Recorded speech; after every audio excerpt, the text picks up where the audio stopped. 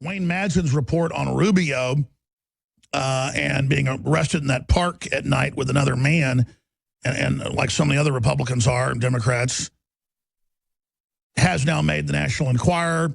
Newsweek has attacked yours truly and others.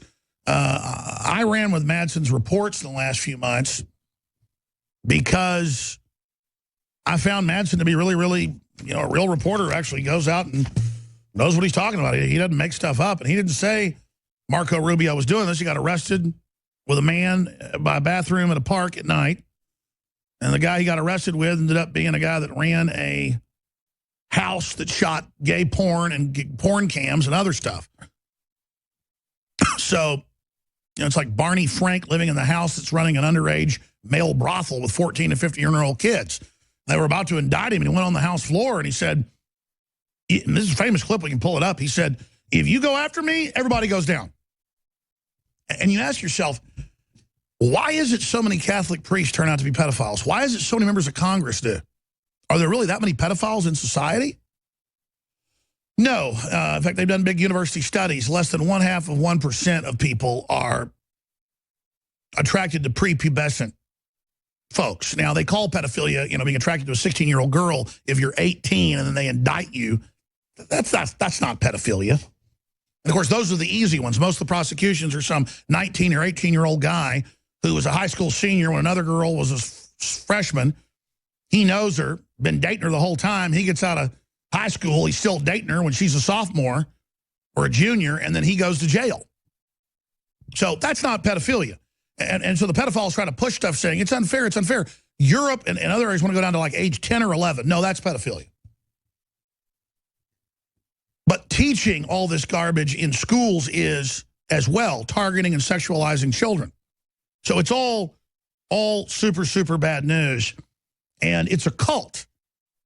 Whether it's Boys Town or whether it's Penn State or any of these places, pedophiles know that that's a crime almost too big to fail when it's in government. And so if they can get in and get other people in, they recruit their own people as a cult in to take over government.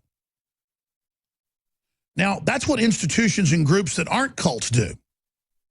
The Irish felt like they were mistreated and stuff, and they weren't in a lot of areas, so they started migrating to certain areas, electing their own people, and then basically creating police departments that were almost exclusively Irish. You've seen the Mormons that are less than 1% of the population, and they've got people all over the House, all over the Senate, something like 20% of FBI agents, NSA, Mormons. And the grassroots Mormons seem to be really conservative, patriotic, great people. I wonder why so many others are so liberal, when it comes to the Senate and the House. And and Harry Reid and Orrin Hatch and all these other people. I'm not getting off on a jag about Mormons, because I found that grassroots Mormons are probably the most patriotic group out there aware of what's going on. But it is kind of a paradox. I want to ask Joel Skousen, who's a senior Mormon, sometime about how he deals with this paradox. But it just shows how groups try to get in to secure that they won't be persecuted, and then they end up taking over. Well, in the case of the pedophiles, that is a cult. And we're dealing with a pedophile cult worldwide. So I don't sit there and bash the Catholics. The pedophile cults took them over. And the pedophile cults will take your society, your school, your police department over if they can, too. They're one of the most evil, insidious groups. And now they've got sexualization of children sold in the name of openness, in the name of political correctness, in the name of not hurting people's feelings, to have them indoctrinate your 5-year-olds about transgender, gay, straight, all these sexual acts. That is outrageous. I mean, if you or somebody else walked up to a kid in a grocery store and started talking to them about sex at age 5, you'd be arrested for indecency with a child and trying to exploit a child and all the rest of it. You should be. But when the state does it in plain view boldly, look how far they've already gotten. Brain Force is here. Ladies and gentlemen, I've been on this the last few months. You probably noticed I've been more crazed, more focused, less brain fog, more energy, more special reports, and it's because of Brain Force. One of the worst things with most energy products is it's not sustainable, right? You're gonna crash, you're gonna feel really bad afterwards. This has a bunch of different antioxidants and compounds and polyphenols. Everybody's on these drugs to knock their brain out because the brain's so fried. We kept changing this formula over and over and over again until it became sort of a grand puzzle.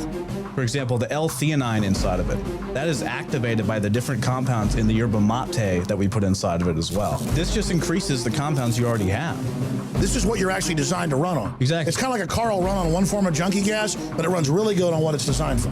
You will find Brain Force, Survival Shield X2, and other game-changing products at InfoWarsLife.com or call 888-253-3139.